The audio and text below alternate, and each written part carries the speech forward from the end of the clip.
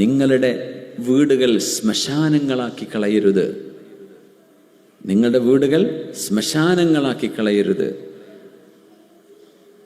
ഇന്ന ശൈത്വാന, കാരണം പിശാച്ച് യൻഫിറു മിനൽ ബൈത്തില്ലദീ തുഖറഉ ഫീഹി സൂറത്തുൽ ബഖറ, സൂറത്തുൽ ബഖറ മുഴുവനായി ഓതപ്പെടുന്ന ഒരു വീട്ടിലേക്കും പിശാച്ച് കടന്നു വരുന്നില്ല.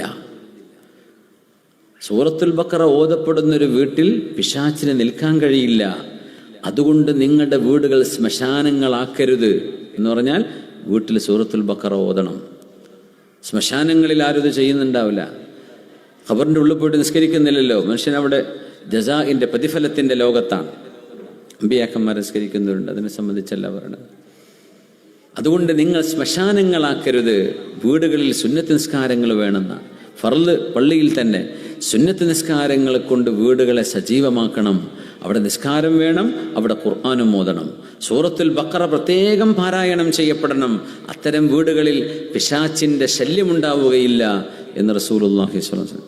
ഈ പിശാച്ചിൻ്റെ ശല്യം എന്ന് പറഞ്ഞെടുത്ത് ഒന്ന് അടിവരയിട്ട് മനസ്സിലാക്കണം. അവിടെ ശൈത്താൻ കൊണക്കട ഇളകുക, പിശാച്ച് ഇളകിപ്പറയാ. ഇത് മാത്രമല്ല, പിശാച്ച് വരിക എന്ന് പറഞ്ഞാൽ ആ വീട്ടിലെ മനുഷ്യന്മാർക്ക് അള്ളാഹിനെ പേടിയില്ലാണ്ടാവുക, ആ വീട്ടിലെ ആളുകൾ നിസ്കാരം ശ്രദ്ധിക്കാത്തവരായി ജീവിക്കുക, ആ വീട്ടിലെ ആളുകൾക്ക് ഹലാലും ഹറാമൊന്നും വിഷയമല്ല, ആ വീട്ടിൽ എപ്പോഴും ചർച്ച, ദുന്യാവിൻ്റെ ചർച്ച മാത്രമേ നടക്കൂ.